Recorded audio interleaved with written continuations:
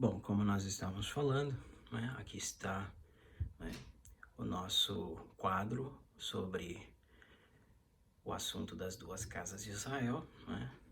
Nós temos ali o texto de Efésios capítulo 3, do verso 1 ao 6, e o texto de Lucas 15, do 11 ao 32, que nos fala acerca da parábola do filho pródigo. Como eu disse, né, este assunto das duas casas de Israel também está relacionado com a parábola do filho pródigo. A parábola do filho pródigo é uma parábola que revela as duas casas de Israel. E como os irmãos podem ver aqui, eu fiz um desenhozinho aqui, né, bem simples. Nós temos ali a casa do pai, vemos o pai ali acenando, né, de longe, triste, né, com a rebeldia e com a ida do seu filho mais novo, né, o qual nós chamamos de Efraim, né, que é o cabeça das 10 tribos da casa de Israel. Né. Nós vamos ver que com o pecado de Salomão, depois nós vamos estudar isso, nós vamos ver que o reino de Deus vai ser dividido em dois reinos, duas nações, duas casas, casa de Judá e casa de Israel, tendo Efraim como cabeça. Então, podemos ver aqui Efraim saindo, indo para uma terra distante, né? E logo após nós vemos aqui, já depois de muito tempo, Efraim, o filho pródigo, ali arrependido, não é? Conforme o texto de Lucas 15, da parábola do filho pródigo, ele desejando ali comer bolotas de porcos. A palavra do Senhor diz que ninguém dava-lhe coisa alguma. Ele pensava ali na casa do seu pai, nos trabalhadores do seu pai, e dizia no seu coração, na sua mente, quantos trabalhadores do meu pai têm o que comer e o que beber? Eu aqui não tenho nada para comer, nada para beber, né? Então me levantarei, né, e voltarei para o meu pai e direi: Pai, perdoa-me, né, porque eu pequei contra os céus e pequei contra ti, já não sou mais digno de ser chamado teu filho, né? Trata-me apenas como um dos teus trabalhadores.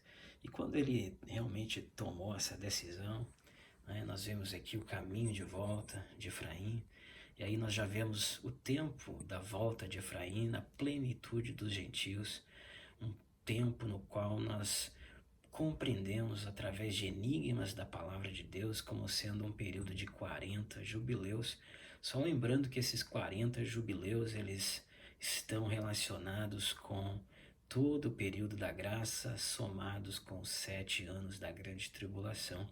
7 anos esses que será o tempo no qual o pai, depois de ter trazido de volta Efraim, todas as ovelhas perdidas da casa de Israel, que revelam o filho pródigo, o Senhor então começará a procurar a sua dracma perdida, que é o filho mais velho, chamado Judá. Amém? Então nós vemos aqui o encontro do pai que está lá longe e que está esperando o seu filho. Agora ele volta e encontra-se com o seu pai em uma nova aliança, e veja que o pai aqui já está manifesto na pessoa do filho Jesus, o unigênito do pai. Então veja que o pai aqui está manifesto, é aquele que sai no meio do caminho, ele não espera na casa, ele vem ao encontro do filho. Ele sai do céu, ele vem à terra, na pessoa do Filho unigênito, Jesus, o bom pastor que dá vida pelas ovelhas, que busca as ovelhas perdidas da casa de Israel, ou seja, Efraim, né? Que agora, depois de todos esses anos, em um plano maravilhoso de Deus, já se misturou com os povos, os gentios, já se tornou um gentil, seus filhos já não se circuncidam mais, já se esqueceram do idioma hebraico, agora já são gentios, paganizados. Mas veja que ele volta, né? E não por acaso a Bíblia fala sobre porcos, né? Porque isso é uma figura direta com os gentios, né? Os gentios e os porcos, né, estão relacionados de alguma forma, em uma forma metafórica, né? Podemos dizer assim, né? Ou seja, por eles serem impuros, né?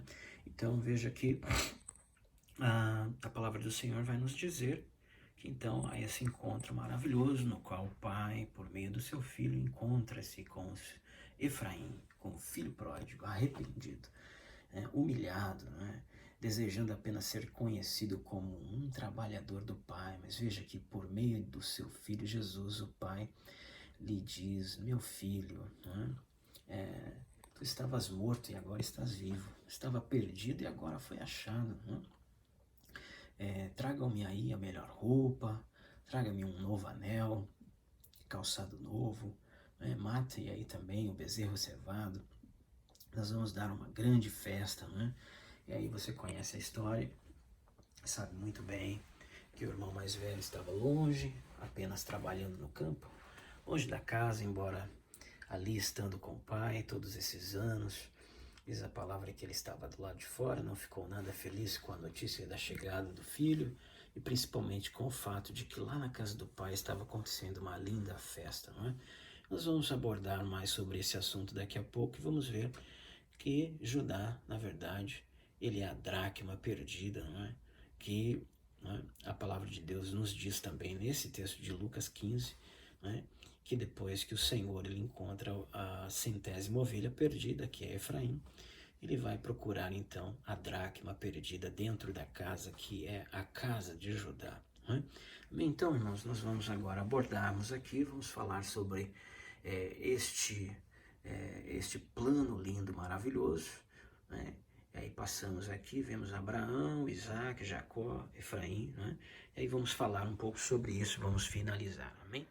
Bom, irmãos, então, agora nós vamos finalizar esse estudo, E vamos começar a falar um pouco sobre como se deu esse plano das duas casas de Israel, mostrando para os irmãos que, de fato, esse mistério de Cristo, ao qual nós temos falado, o qual revela-nos a unificação entre os judeus remanescentes e os gentios, que em Cristo formam um só povo, uma só nação, um só corpo, e que essa unificação está relatada em toda a lei e nos profetas, e como nós podemos ver também na primeira aula, nós podemos ver que esse mistério ele não só foi revelado aos apóstolos, mas também fora revelado aos profetas, e começando principalmente com Abraão, porque Abraão também era um profeta. Amém?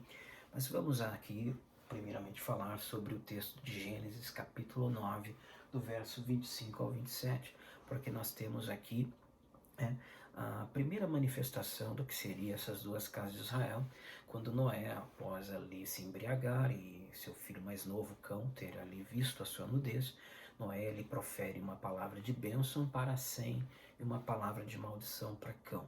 Então Deus diz que o Senhor abençoa a tenda de Sem e diz: bendita seja a tua tenda, Sem. E Cão, ele diz: maldita seja Canaã, o teu neto, Ou seja, Canaã, teu neto, ele será maldito, será servo dos servos. E para Jafé, seu segundo filho, o filho do meio, a palavra do Senhor nos diz que ele diz assim: porque havia também tido zelo de cobrir, juntamente com seu irmão Sem, a vergonha de seu pai, sem olhar para o seu pai, mas olhando para trás, foi ali com toda a reverência, cobriu seu pai. A palavra do Senhor nos diz que então o Senhor, por meio de Noé, disse a Jafé: habite Jafé nas tendas de Sem, Ou seja, habite Jafé nas tendas de Sem. Então nós vemos aqui já uma união entre a casa de Sem e a casa de Jafé, como sendo parte da casa da bênção. E temos os cananeus, como sendo a casa da maldição. Isso não significa dizer que nenhum cananeu poderá habitar nas tendas de Sem. Não, muito pelo contrário. E que nem todos os que são da casa de Sem, da casa de Jafé, hão de habitar realmente nas tendas de Sem, nas tendas da bênção. Então, isso é algo que também precisa ser deixado claro. Mas nós sabemos que a casa da bênção fica com a casa de Sem, na qual sai a descendência de Jesus. Nós temos ali, a palavra do Senhor nos diz isso em Gênesis, é que Noé gerou a Sem, Sem gerou Arfaxade, Salá, Éber, Peleg, Reu, Serug, Naor, Terá, Abraão, E essa descendência vai até Jesus: Abraão, Isaac, Jacó, Judá, Pérez, Esrom, Arão, Aminadab, Nasson, Salmão, Boaz, Obed, Jessé, Davi, Salomão, Roboão, né? É muito importante falarmos sobre Roboão, que nós vamos ver que a divisão do reino vai acontecer nos dias de Roboão. Abias, Asa, Josafá, Jorão, Uzias, Jotão, Acás, Ezequias, Manassés, Amon, né? Josias, Jeconias, Salatiel, Zorobabel, né? Abiúde, se não me engano, Eliaquim, Azor, Aquim, Sadoc, Eliezer, Matã, Jacó, José e Jesus. Talvez eu tenha me esquecido aí de um ou dois nomes, né? Porque faz muito tempo que eu já não medito sobre isso, mas essa é a geração de Jesus, essa é a genealogia de Jesus, na qual vem da casa de Sem. Então a bênção está com a casa de Sem, e Jafé é convidado para habitar nas tendas de Sem, para que então ele possa ser abençoado. Então veja que nós já temos aqui os semitas e Jafé, né? No qual nós sabemos que a descendência de Jafé habitou aí mais propriamente na Europa, né? E depois se espalhou pelo mundo também. Isso é só uma analogia simples aqui, eu não estou me detalhando quanto a essas questões, amém? Mas o importante é nós observarmos que aqui já há um resíduo, né, do que seria essa unificação de duas casas, casa de Sem e casa de Jafé, amém? Mas a promessa começa de fato com Abraão. Deus começa a revelar a Abraão o que seria esse mistério das duas casas de Israel, amém? Então nós vemos lá em Gênesis capítulo de número 12, do verso 1 ao 3, os primeiros passos. E nesse texto de Gênesis capítulo de número 12, versos 1 ao 13, do 1 ao 3, melhor dizendo, o Senhor vai dizer a Abraão que por meio de Abraão ele faria uma grande nação. Então o primeiro projeto é que de Abraão Deus faria uma grande nação. E ele vai dizer ali assim: então disse o Senhor a Abraão, Gênesis 12, versículo 1 ao 3, disse o Senhor a Abraão, né? Sai da tua terra, do meio da tua parentela e da casa do teu pai, né? E vai para uma terra que eu vou te mostrar. Eu farei de você, né, uma grande nação, né? Eu farei de ti uma grande nação, te abençoarei, engrandecerei o teu nome, tu serás uma bênção. Abençoarei os que te abençoarem, amaldiçoarei os que te amaldiçoarem. Em ti serão benditas todas as famílias da terra. Então Deus está deixando claro e diz aqui, né, em Gênesis capítulo 12, do verso 1 ao 3, que Abraão deveria sair da sua terra, do meio da sua parentela, ou seja, da tua terra lá de Ur dos Caldeus, daquela terra pagã, sair do meio da sua parentela, né? Não só da terra, e do meio da casa do seu pai, né? Porque o Senhor faria dele uma grande nação. Então, o primeiro passo, como eu disse, é que o Senhor faria de Abraão uma grande nação. Nós sabemos a nação de Israel, amém? Então essa é a primeira parte da promessa. E o abençoaria, engrandeceria o seu nome, ele seria uma bênção. Todos os que abençoarem Abraão seriam abençoados, e os que o amaldiçoassem seriam amaldiçoados, porque por meio de Abraão seriam abençoadas todas as famílias da terra. Então nós vemos aqui a primeira parte em que por meio de Abraão Deus faria uma grande nação. Depois nós temos a segunda parte da promessa, que está em Gênesis capítulo de número 17. Então, Gênesis 17, do verso 1 ao 6, a palavra do Senhor vai nos dizer assim: e sendo Abraão da idade de 99 anos, apareceu-lhe o Senhor, dizendo, amém? Anda na minha presença, eu sou, melhor dizendo, eu sou Deus Todo-Poderoso. Anda na minha presença e ser perfeito. Então, sendo Abraão da idade de 99 anos, apareceu o Senhor para Abraão e disse-lhe: eu sou Deus Todo-Poderoso, eu sou El Shaddai, o Deus Todo-Poderoso. Anda na minha presença e ser perfeito. Né? Tremenda essa palavra que Deus dá a Abraão. Ele diz: eu porei a minha aliança entre mim e ti, e multiplicar-te-ei grandissimamente. Né? Então veja, ele está dizendo: olha, eu sou Deus Todo-Poderoso, anda na minha presença e ser perfeito. E eu porei entre mim e ti a minha aliança, e multiplicar-te-ei grandissimamente. Amém? E diz a palavra do Senhor que então caiu Abraão sobre o seu rosto, né? Então caiu Abraão sobre o seu rosto, E o Senhor lhe falou, né? Quanto a mim, esta é a minha aliança para contigo, Abraão. Tu serás pai de uma multidão de nações. Né?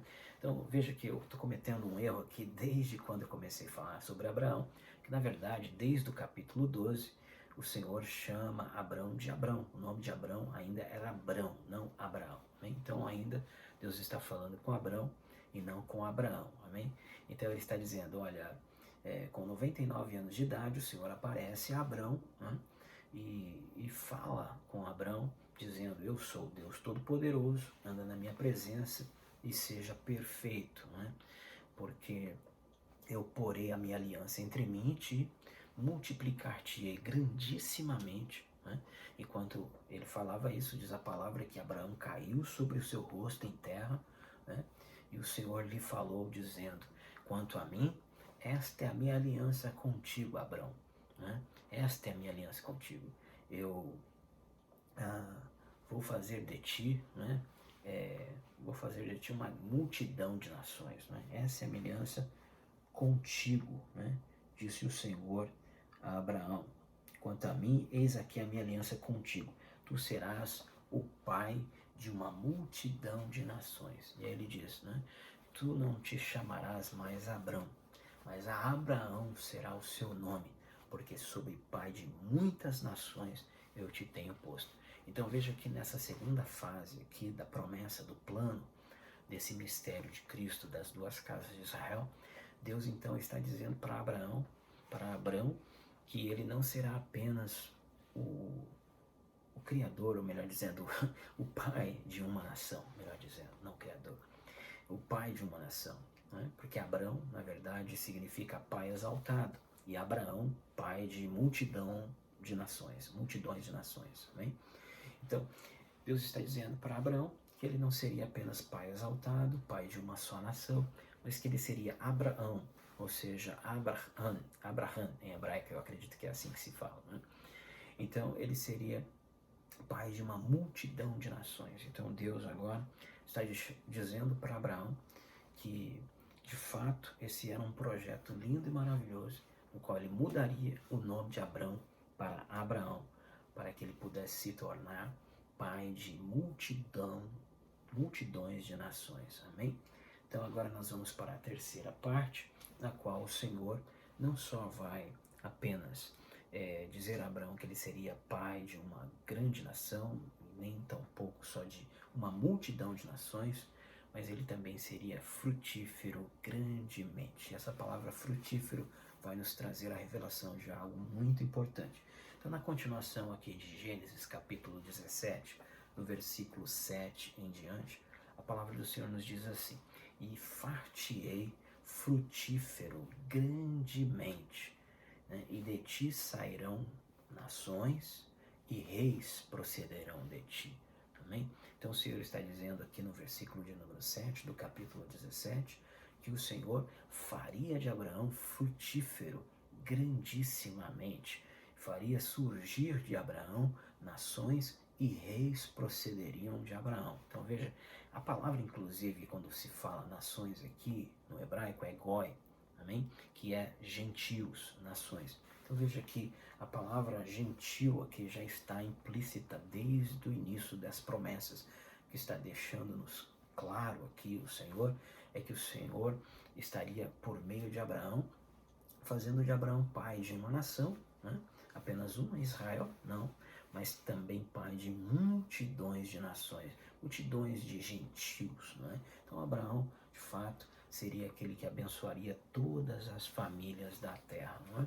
Então, diz a palavra de Deus aqui que ele também seria frutífero. E essa palavra frutífero no hebraico, existem duas palavras, a palavra Pará e a palavra Efraim, amém? Então, Pará e Efraim. Então, esta palavra frutífero está relacionado com o nome de Efraim. Então, veja, isso é muito importante você compreender. Então, depois que o Senhor fala a Abraão que ele seria pai de uma nação grande, Israel, e depois seria pai de uma multidão de nações, e que diz que também ele seria frutífero grandissimamente, que dele sairia nações e reis procederiam dele. Diz a palavra de Deus também, né, que ele seria como o pó da terra e como as estrelas do céu. Né? Então isso está lá em Gênesis capítulo 22, o versículo de número 17. Né? Então nós vamos ler agora, né, Gênesis capítulo de número 22, o versículo de número 17, que nos diz assim: que deveras te abençoarei grandissimamente, multiplicarei a tua semente como as estrelas do céu e como a areia que está na praia do mar, e a tua semente possuirá a porta dos seus inimigos. Amém? Então veja que a palavra do Senhor está dizendo aqui nesse texto de Gênesis 22, 17, que não tão somente ele seria pai de uma grande nação, ou pai de uma multidão de nações, que ele seria frutífero, reis procederiam dele, mas que também a sua descendência se tornaria como as estrelas do céu e como a areia da praia, e que a sua descendência possuiria as portas dos seus inimigos, as portas do inferno. Amém? É isso mesmo o que está sendo dito aqui claramente. Então nós vemos depois, né, que essa promessa ela vai passar para Isaac. Aí nós temos o texto de Gênesis, capítulo de número 26, o verso de número 24. E a palavra do Senhor vai nos dizer que, estando habitando Isaac, filho de Abraão, em Berseba, diz a palavra do Senhor que naquela mesma noite apareceu-lhe o Senhor, né, e disse: eu sou, né, ele disse: eu sou o Deus de Abraão, teu pai. Não temas, porque eu sou contigo, te abençoarei e te multiplicarei grandissimamente por amor a Abraão, meu servo. Então, ele reduz toda essa promessa que havia feito a Abraão e diz assim, desta forma mais simplificada a Isaac, dizendo: olha, ali na terra de Berseba, naquela noite, então disse o Senhor aparecendo a Isaac, não é? Eu sou o Deus de Abraão, teu pai, né? Não tenha medo, né? Eu sou o Deus de Abraão, teu pai, não tenha medo, porque eu sou contigo, eu te abençoarei e te multiplicarei grandissimamente, né? Multiplicar-te-ei grandissimamente, né? Por amor de meu servo Abraão. Que texto maravilhoso, né? Depois essa mesma promessa, ela vai ser passada para Jacó. Lembra-se quando Jacó estava na casa de seu pai Isaac, na terra de Berseba, diz a palavra do Senhor em Gênesis capítulo de número 28, né, que melhor dizendo, que Jacó, ele deixou a terra de Berseba e foi rumo à terra de Parã, né, de Arã, melhor dizendo, Padã Arã, né, na terra de Arã, da família de seu pai, na qual Abraão havia saído, né, para buscar ali um acolhimento, né, fugindo de seu irmão Esaú e futuramente também vindo ele a se casar com as duas filhas de Labão, né? Então, que era irmão de Rebeca, sua mãe. Então veja que a palavra do Senhor nos diz que quando Jacó saiu de Berseba, ele vai em direção a Arã, e no meio do caminho, por ser de noite, a palavra do Senhor nos diz que ele chega a um local no qual se chamava Luz, esse local, e sendo noite, ele toma uma pedra, faz por sua cabeceira, por travesseiro, ele dorme um sono ali gostoso, né? E diz-nos a palavra do Senhor que ele tem um sonho lindo, maravilhoso. Ele vê que nesse sonho havia sido posta uma escada, que ela estava na terra e ia até os céus, e que os anjos subiam e desciam, e o Senhor, né, estava sobre a escada. E falou o Senhor a Jacó naquele momento, dizendo: eu sou o Senhor, né? Eu sou o Senhor, o Deus de Abraão, seu pai, e de Isaac, e a terra em que tu estás deitado, eu a te darei a ti e a tua descendência, né? É tremendo isso. E a tua semente será como o pó da terra, e estender-se-á do ocidente ao oriente, do norte ao sul, né? E em ti e na tua descendência serão benditas todas as famílias da terra. Então veja que Deus fala com Jacó algo tremendo aqui. Ele está dizendo, olha, Jacó, esta terra que tu estás deitado, né, eu a te darei a ti, e a darei à tua descendência, né? E eu espalharei essa descendência. Veja que Deus está falando que Ele vai espalhar essa descendência, né, do ocidente ao oriente, do norte ao sul, ou seja, nos 4 cantos da terra. E em Jacó e na descendência dele, o Senhor faria com que todas as terras, todos seriam benditos, todas as famílias da terra, não é? Então, algo tremendo que Deus amplifica aqui a revelação, diz a Jacó algo além. Ele diz, olha, vocês não serão apenas uma grande nação, mas também será uma multidão de nações, vocês vão se multiplicar, sua descendência será multiplicada, né, grandemente, porque eu prometi a Abraão, a Isaac e agora a Jacó, que você também será frutífero, não é? Mas eu vou espalhar essa descendência nos 4 cantos da terra. Então, quando Jacó ele desperta desse sono, diz a palavra de Deus que ele diz,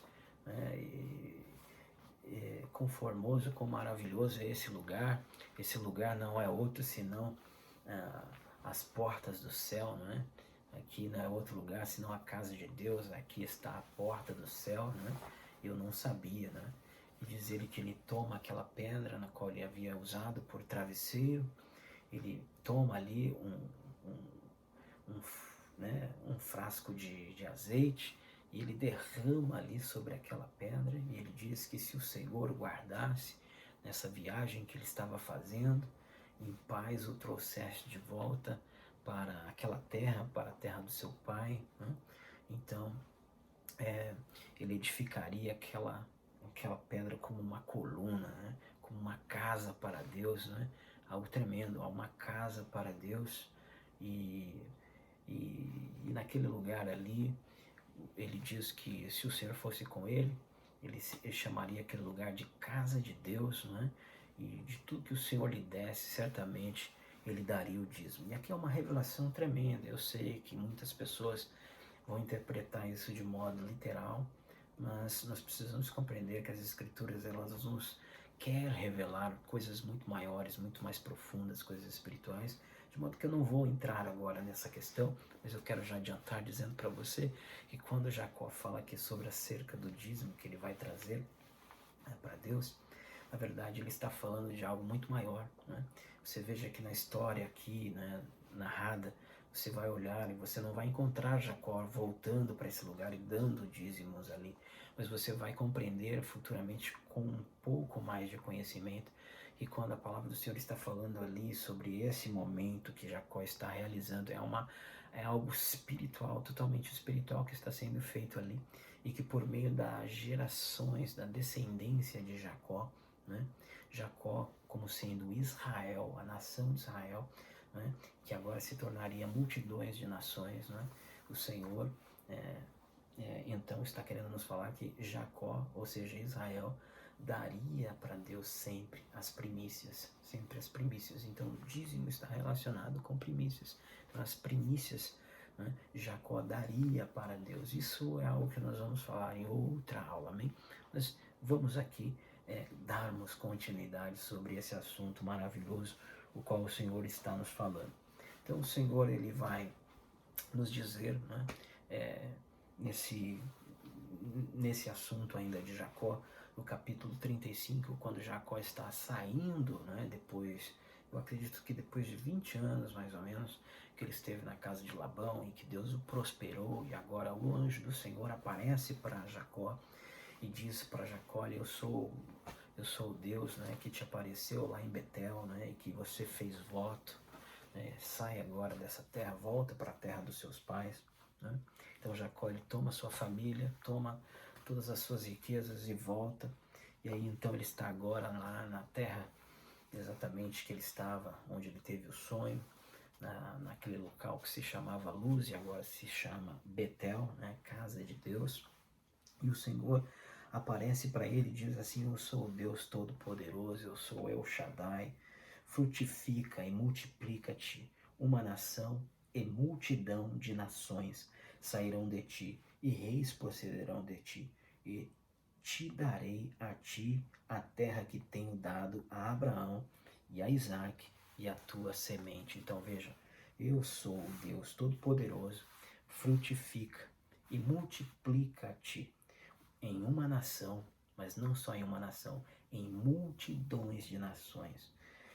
E essas multidões de nações sairão de ti, e reis procederão de ti, e te darei a ti a terra que tenho dado a Abraão e a Isaque, e também não só a ti, mas darei também a tua descendência. Então veja que agora a promessa realmente ela se amplifica, né? E agora, passados-se muitos anos, Jacó ele vai ao encontro de seu filho José na terra do Egito, sem saber, né, devido àquela fome terrível que foi que a terra, né, passou durante aquele período em que José era governador do Egito. E a palavra do Senhor nos diz que então, né, chegou esse momento em que Jacó tem esse encontro com José, e a palavra de Deus nos diz em Gênesis capítulo de número 48, que quando José, né, se encontra com Jacó, seu pai, diz-nos a palavra de Deus que José apresenta a seu pai Jacó os seus dois filhos, Manassés e Efraim, e quando Jacó ouve José falando-lhe acerca do seu filho mais novo, cujo nome era Efraim, frutífero, parece-me que o Espírito de Deus, de fato, né, revelou a Jacó ali. O que fica subentendido é que Jacó teve uma grande inspiração do Espírito de Deus e linkou, né, aquele nome de Efraim, né, com a promessa de Deus, e Jacó compreendeu que era por meio de Efraim que essa promessa de multiplicação aconteceria. Isso é algo muito importante. Então, agora Jacó, já estando velho, ele chama os seus filhos para abençoá-los, né? E ele começa abençoando pelo menor, né? É algo muito importante no reino de Deus. A gente sempre vai compreender que o menor sempre é o maior, né? E ele não começa de Rubem, mas ele começa dos filhos de José. Ele chama José e ele fala com José, algo tremendo, né? É algo lindo. Ele diz, olha, a José: e Jacó disse a José: o Deus Todo-Poderoso me apareceu em luz na terra de Canaã e me abençoou. E me disse: eis que te farei frutífero, Efraim, e multiplicar-te-ei e te porei por multidão de povos. A palavra aqui é multidão de povos, é gentios, plenitude dos gentios. É a palavra Ramon Goi. Ramon Goi, essa palavra plenitude dos gentios. Então, é muito importante nós dizermos isso aqui também, amém? Então, Jacó está dizendo aqui assim: e me disse o Senhor: eis que te farei frutífero, Efraim, e multiplicar-te-ei, e porei a ti por multidão de povos, por plenitude dos gentios, e darei a esta terra a tua semente depois de ti, em possessão perpétua. Agora, pois, os teus dois filhos que nasceram na terra do Egito, antes que eu viesse a ti no Egito, são meus. Efraim e Manassés serão meus, assim como Rúben e Simeão. Então veja, Deus está dizendo a José: olha, José, você me traz os seus dois filhos, e o Senhor me manda te dizer que o Senhor, o El Shaddai, o Todo-Poderoso, ele me apareceu lá na terra de Uz, lá em Betel, e ele me disse: olha, eu vou te frutificar, eu vou fazer de ti, né, um pai de uma multidão de nações. Você vai ser, de ti vai sair uma multidão de nações, né? E eu vou te abençoar grandemente, né? E não só a ti, mas a tua descendência. Então, agora os teus dois filhos, né, que nasceram aqui na terra do Egito, eles serão meus. Mas eles não só serão meus, eles serão como Rúben e Simeão, ou seja, eles serão, né, como primogênitos, Manassés e Efraim, ou melhor, Efraim e Manassés. Então ele diz, Efraim e Manassés serão como Rúben e Simeão. Então isso é muito importante nós conhecermos.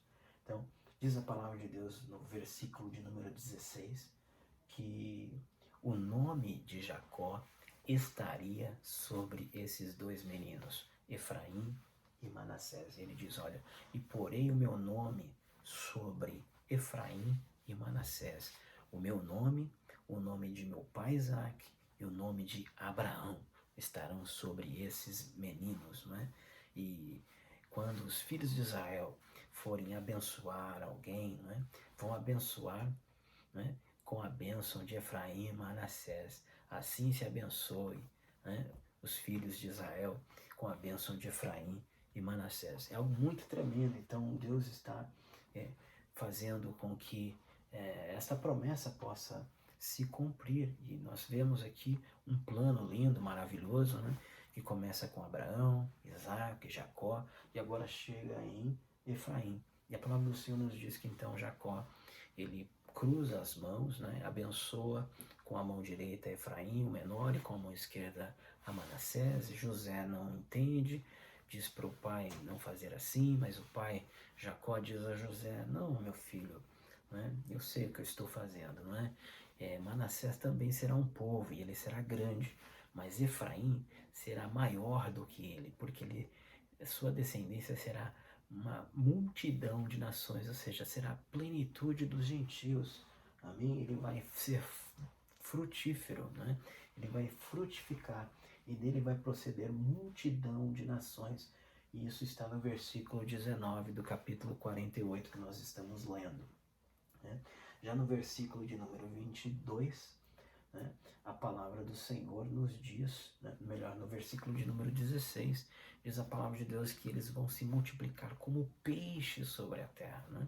Então veja aqui, né, Efraim e Manassés se multiplicariam como peixes sobre a terra, deixando-nos claramente aqui esta revelação de que futuramente Jesus Cristo, né, levantaria 12 apóstolos para fazê-los pescadores de homens, não é? Então, uma multidão de peixes sobre a terra é algo que não faz sentido, não é? Realmente é uma linguagem espiritual, peixes sobre a terra. Então, veja que a descendência de Efraim, né, seria como peixes sobre a terra, não é? Para que Jesus futuramente com os apóstolos pudessem pescá-los, não é, sobre a terra, porque seria uma multidão de peixes sobre a terra. Amém? Então, no versículo de número 22, nós vemos que o Senhor, por meio de Jacó, ele diz a José, né, diz assim, olha meu filho, eu vou te dar uma porção da terra a mais, eu vou te dar essa terra, né, de Hebron, a qual eu conquistei com a minha própria espada, eu vou entregar a ti e aos teus filhos. Então, veja que Jacó está dando uma porção a mais, uma porção dobrada das terras que ele havia conquistado e que havia recebido por herança de seu pai Abraão e de seu pai Isaac. Amém? E nós vemos também em Jeremias capítulo 31, no versículo de número 9, a palavra do Senhor nos diz, o próprio Deus falando acerca de Efraim, ele diz a Efraim, né, ele é o filho das minhas delícias, ele é o meu primogênito, né? Então, veja que Efraim acabou se tornando primogênito. Por quê? Porque Rúben perdeu a primogenitura, ele subiu na cama de seu pai, a profanou. Simeão e Levi também perderam a primogenitura, porque Simeão e Levi foram violentos, foram homens homicidas, né? E também perderam a primogenitura, e passou por Judá também, né? Que teve aquela situação na qual ele se deitou lá, não é, com aquela mulher que era esposa de um dos seus filhos, né?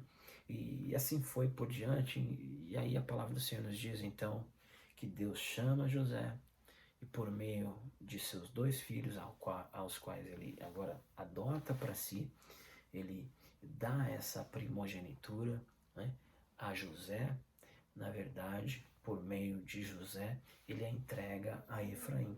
Então, por isso nós temos Efraim como o primogênito, né? Ele é o menor, porque se Jacó adota os dois filhos de José, Efraim é o filho mais novo, né, de José. Então agora Jacó tem seus 12 filhos, né, e tem mais 2 filhos, né, e Efraim, sendo mais novo, ele é o menor, e o menor se torna primogênito da casa de Israel. Isso é algo tremendo. Então Deus deu a primogenitura ao filho menor. Então, no reino de Deus, sempre o menor é o maior e o maior é o menor. Amém? Isso está claro, né? Então nós vamos prosseguir avante e depois de muitos anos passados, a palavra do Senhor nos diz, né, que o reino de Deus ele se dividiu. Então o reino de Deus ele se formou uma nação, se formou Israel, se formou, cresceu uma nação forte, unida, 12 tribos, né? Só que lá mais para frente, nos dias de Salomão, diz-nos a palavra de Deus em 1 Reis, que Salomão pecou, né? E pecou adorando os deuses das suas esposas, das suas concubinas, né? E corrompeu-se, né, com os deuses pagãos. E então o Senhor levantou o profeta Semaías da casa de Judá e lhe deu uma palavra dura e disse: olha, por causa do seu pecado, eu vou rasgar o reino, né, o teu reino, e por amor a Davi eu vou te deixar ainda uma tribo, na verdade 2, Judá e Benjamim, né, e vou entregar o resto do reino para o teu servo da tribo Jeroboão, né, que era da tribo de Efraim. Amém? Então veja que o Senhor já está programando algo e diz: mas eu não vou fazer isso nos teus dias por amor a Davi, meu servo, mas eu vou fazer isso nos dias do teu filho.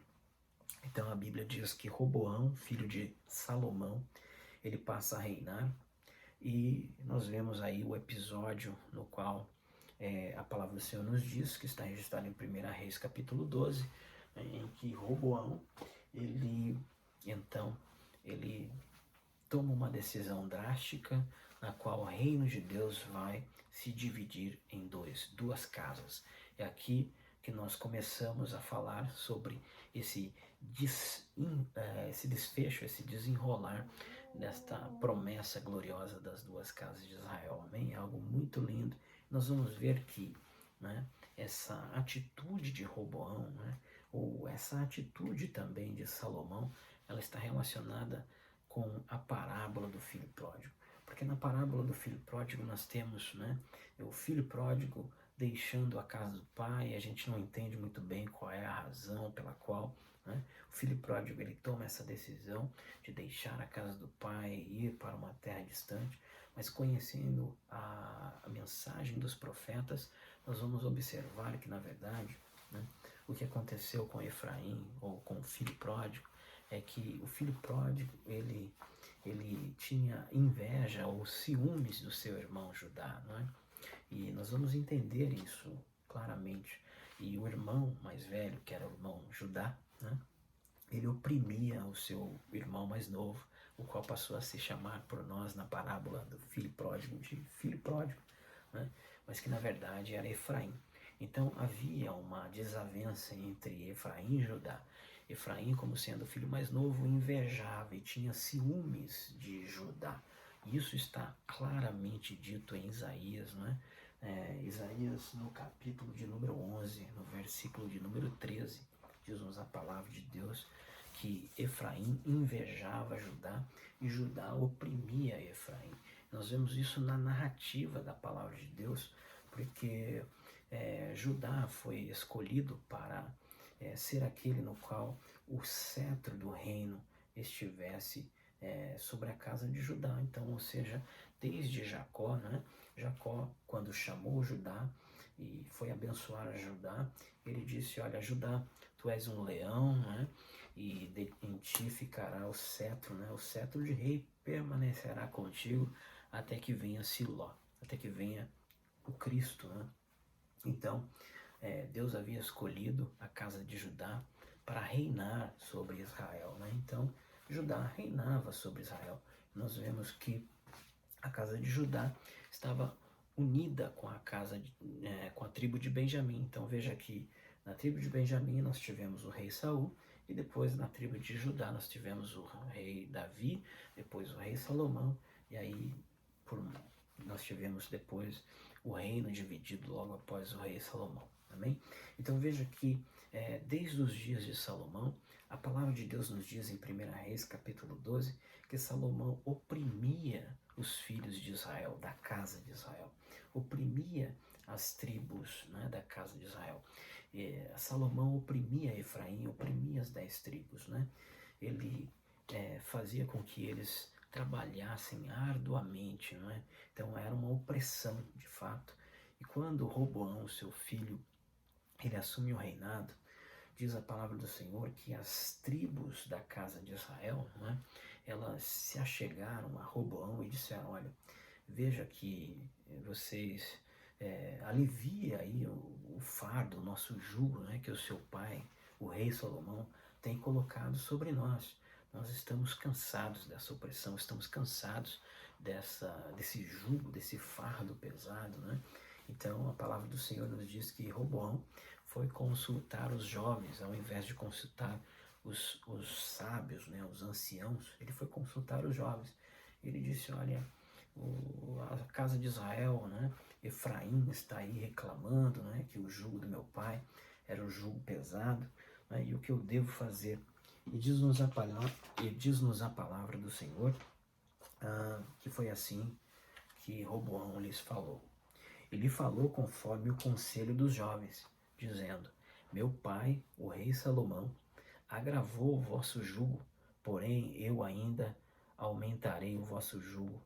Meu pai vos castigou com açoites, porém eu vos castigarei com escorpiões. Veja, irmãos, que Salomão os castigava com açoite. Então, de fato, Efraim era oprimido, né? E havia uma opressão. Então, além de Efraim sentir inveja da casa de Judá, porque na casa de Judá estava o trono de Israel, o trono estava lá. Também na casa de Judá, né, estava a casa do Senhor. Então o pai resolveu edificar a sua casa na casa de Judá, nas tribos de Judá, lá na cidade de Jerusalém. Então, lá em Samaria, na capital do Reino do Norte, né, os efraimitas, né, o filho mais novo, vivia oprimido com ciúmes do filho mais velho. Então, é algo tremendo que a palavra do Senhor está nos revelando aqui, né? Nós estamos diante da parábola do filho pródigo.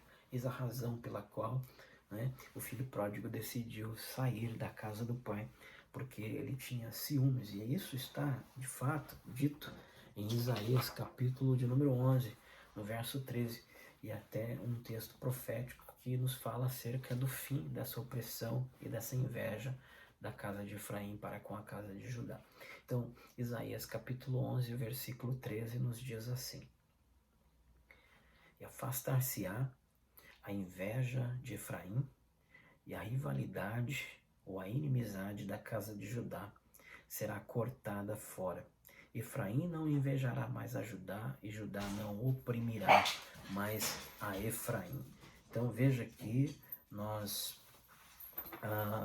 temos claramente dito aqui nesse texto de Isaías capítulo 11, no versículo de número 13, que Efraim invejava Judá e Judá oprimia a Efraim. Mas a palavra do Senhor nos diz aqui, profeticamente, que chegará um dia que o Senhor afastará a inveja de Efraim e a rivalidade ou a opressão de Judá seria retirada. Efraim não invejaria mais a Judá e Judá não oprimiria mais a Efraim. Então esse é um texto profético que fala do tempo do fim, né? O próprio Senhor Jesus faria isso, mas aqui, propriamente, nesse episódio em que as duas casas de Israel estão sendo divididas, né? Com esse texto aqui de 1 Reis, capítulo 12, a palavra do Senhor está nos dizendo que Salomão oprimia a casa de Israel com muitos açoites.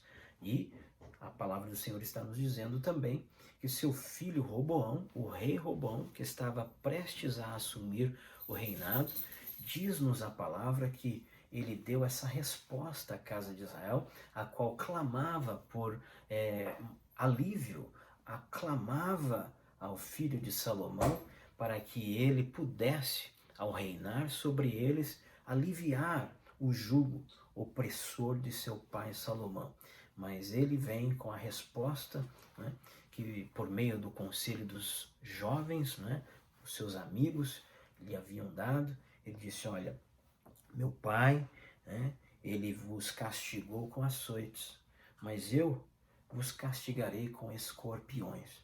Então, essa palavra não caiu bem para a casa de Israel, essa palavra não caiu bem para Efraim, essa palavra não caiu bem para os filhos de Israel, e eles se revoltaram devido a isso, essa opressão, né? Então, somando a inveja que Efraim já possuía de Judá, né, juntamente com esta opressão que Judá exercia sobre a casa de Efraim, sobre a casa de Israel, então isso levou a casa de Israel a se rebelar contra a casa de Judá, e aí então houve essa ruptura dessa casa de Israel, que era uma só, unida, agora se divide em duas, formando casa de Judá e casa de Israel, né?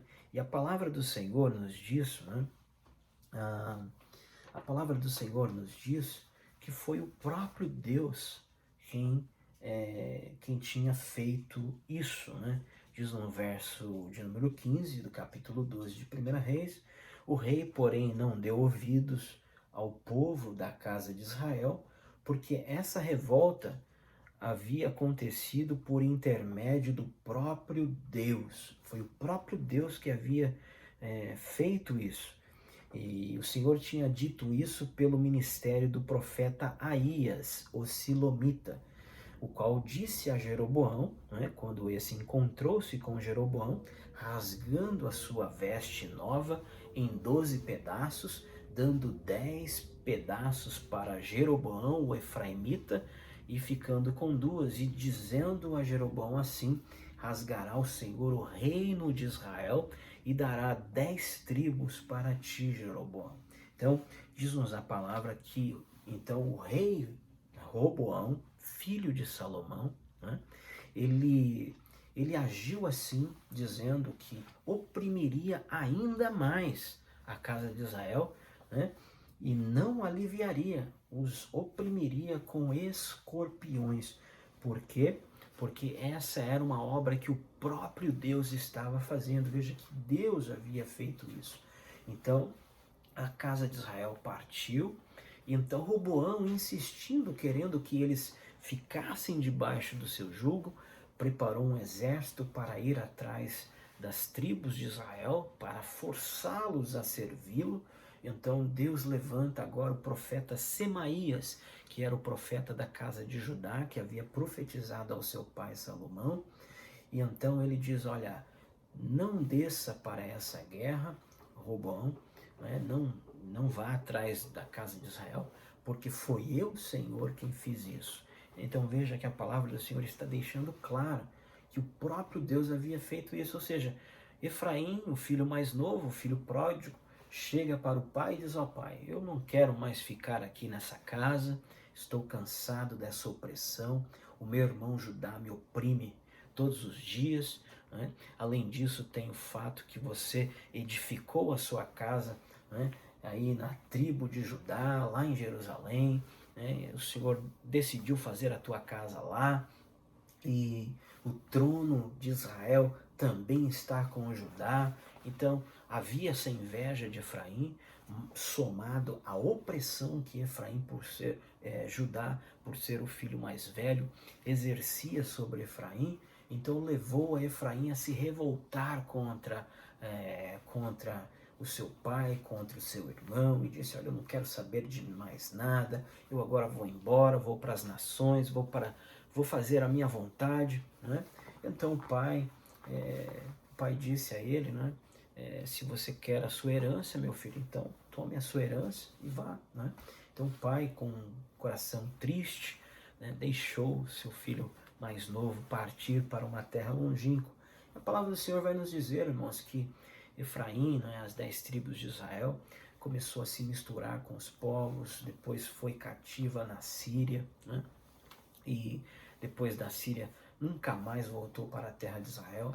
E a palavra do Senhor vai nos revelar em vários textos, né, que Efraim, ele se misturaria com os povos. No livro de Oséias, mais precisamente, vai nos trazer detalhes sobre isso, que Efraim se esqueceria, inclusive, que ele era um israelita, se esqueceria das festas do Senhor, de todas as coisas que estavam relacionadas com o culto em Israel, com a adoração a Deus, adoraria os deuses estranhos, se misturaria, se esqueceria, né, que uma vez já havia sido israelita, seus filhos já não mais se circuncidariam, né, seus filhos já começariam a se casar com mulheres gentílicas e tudo mais. Então, de fato, a palavra do Senhor vem nos revelar que Efraim, de fato, morreria espiritualmente. É por isso que quando o filho pródigo, né, na parábola, a palavra do Senhor nos diz, né, que quando o filho pródigo está lá, né, lá no meio das nações, né, com fome, já padecendo necessidades, ele deseja voltar para a casa do pai, não é? E diz-nos a palavra do Senhor que o pai, ao encontrar com ele, diz: olha, meu filho estava morto, agora viveu, estava perdido e agora foi achado. Então, queridos, há esse tempo em que Efraim havia de se perder, né? Há esse tempo em que o pai deixa Efraim ir embora. Ele diz isso, está narrado, leia depois, o livro inteiro de Oséias vai narrar essa questão, né? Vai dizer ali claramente, capítulo 1 de Oséias vai nos falar claramente que Deus rejeitou Efraim, que Efraim foi embora, né? Ele realmente tomou a sua parte na herança e foi embora, né? E o Senhor disse que Oséias deveria se casar com uma esposa ali, que era uma mulher prostituta chamada Gomer. Ele tem vários filhos com ela, e um dos filhos era uma filha, a qual se chamava Lo-Amá, eu não terei mais misericórdia de ti. Depois teve um outro, Lo-Amim, ele não será mais meu povo. E disse para a casa de Israel, que a casa de Israel seria rejeitada, que não alcançaria mais misericórdia, que não seria mais povo. E depois a palavra do Senhor nos diz que no lugar onde foi dito Lo-Amá, não terei mais misericórdia, eu voltarei a ter misericórdia, onde foi dito Lo-Amim, não será mais meu povo, passará a ser povo meu e filhos do Deus Altíssimo, né?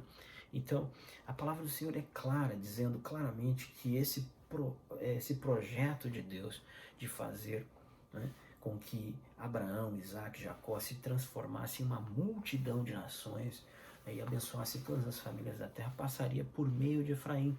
Efraim então se mistura com os povos, ele se espalha por toda a terra, e depois por meio da casa de Judá vem o Redentor, vem o Messias, vem Cristo, e ele vem atrás das ovelhas perdidas da casa de Israel, né?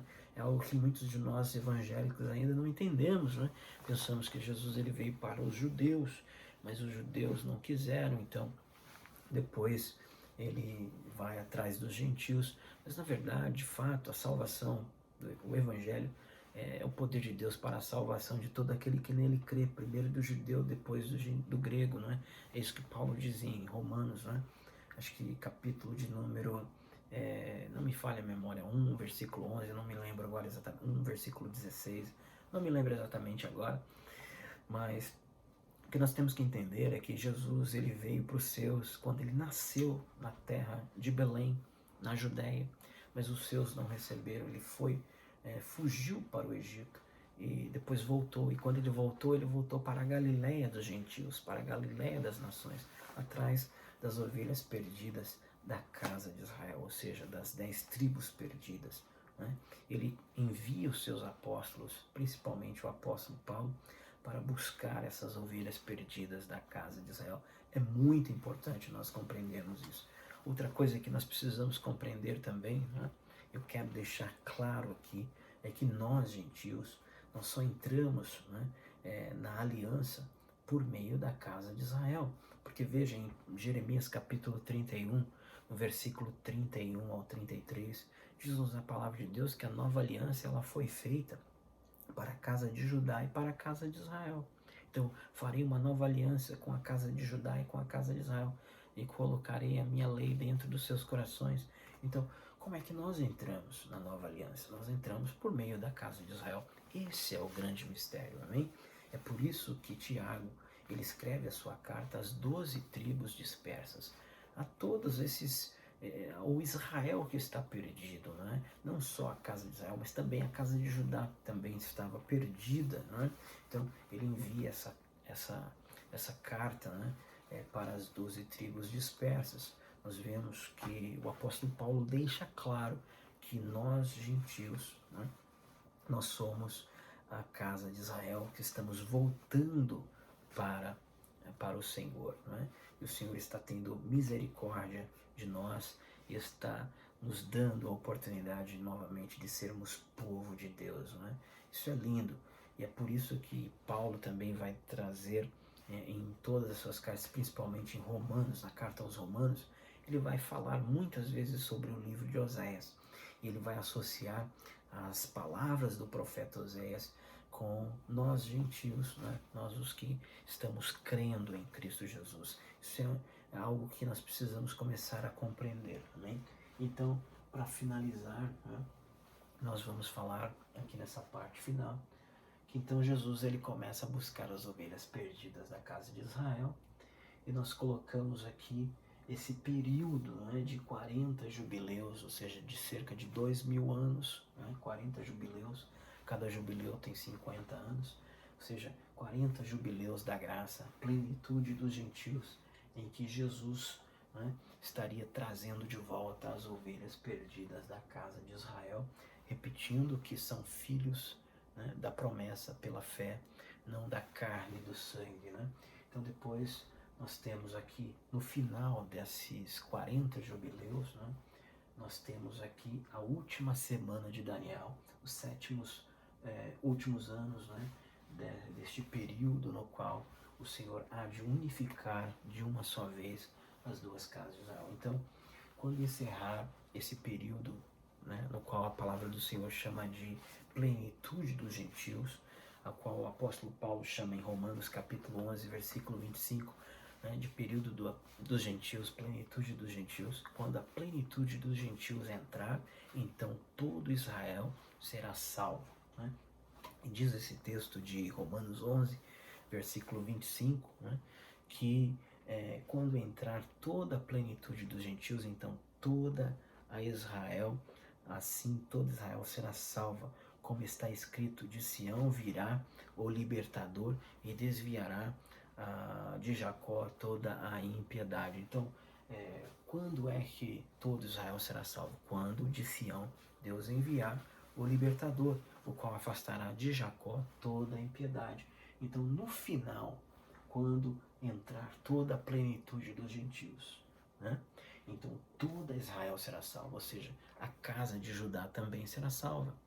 A dracma perdida, amém? Aqui, a dracma perdida, dentro da casa do Senhor, né? Veja que eles estão lá na terra de Israel, mas estão perdidos, porque não encontraram ainda, né, a verdade, né? Não tiveram um encontro com o Mashiach ainda, com o Cristo. Então estão perdidos dentro da própria casa do Pai. Vejam que é muito importante nós entendermos esse detalhe, que a promessa de uma multidão de nações é para Efraim, é para as 10 tribos. E veja que muitos de nós não entendemos isso. Lá na terra de Israel, nós temos a casa de Judá, nós temos judeus que estão lá, tomando todo aquele território. Você não vê efraimitas lá, você não vê israelitas lá, mas você vê judeus. Então veja que o retorno, né, que aconteceria, né, dos filhos de Israel seria primeiramente dos efraimitas, da casa de Israel, das 10 tribos, que voltariam para a terra de Israel primeiro, né? E como é que está acontecendo e onde está acontecendo esse retorno? Está acontecendo todos os dias, quando um efraimita, um filho pródigo se converte a Cristo Jesus. Quando ele se converte e se arrepende, ele volta para a casa do Pai. Todos os dias há uma festa que está sendo realizada nos céus. Todos os dias Judá, ele hesita em não participar dessa festa. Todos os dias, quando um efraimita volta para a casa do Pai, arrependido, e aceita Jesus como seu Senhor e Salvador e tem esse encontro com Ele em uma nova aliança, o filho mais velho, Judá, diz: eu não quero participar dessa festa. Esta festa que o irmão mais velho não participa não é as bodas do Cordeiro, como muitos evangélicos pensam ainda, mas é a festa que se faz todos os dias quando um pecador se arrepende, quando uma ovelha perdida é encontrada. Amém? Então, a festa no céu, essa festa que se dá todos os dias, enquanto a plenitude dos gentios está entrando no reino. Amém? Então, uma festa linda está acontecendo. Mas vai chegar a hora também, em que quando completar a plenitude dos gentios, então a dracma perdida vai ser encontrada. Então o Senhor vai acender a sua lâmpada, a sua menorá. Ele vai acender a sua menorá. E qual é a menorá do Senhor? É a igreja. Ele vai derramar do seu espírito, vai acender a sua menorá. E com a sua menorá acesa, a sua casa vai estar acesa. Ele vai varrer a casa, ele vai varrer a casa e vai encontrar a dracma perdida. Então, quando ele acender a menorá, a sua lâmpada, ele vai varrer, ele vai organizar a sua casa. E ao varrer a sua casa, ele vai encontrar todas as dracmas perdidas. Ele vai encontrar o seu filho mais velho, Judá, todos os remanescentes da casa de Judá, os nossos irmãos judeus que ainda não creem em Jesus, não creem em Yeshua HaMashiach, o nosso Cristo, vão crer que Jesus Cristo, de fato, é o Senhor. Amém? Então, aí finalizando esse nosso estudo, nós temos aqui a união das duas casas de Israel, a qual vai se dar nos ares. Amém? Então é muito importante nós entendermos isso. Então, no final desses 7 anos, nós teremos a união das duas casas de Israel nos ares. Então, o primeiro texto está em Oséias, capítulo 1, verso 10 ao 11.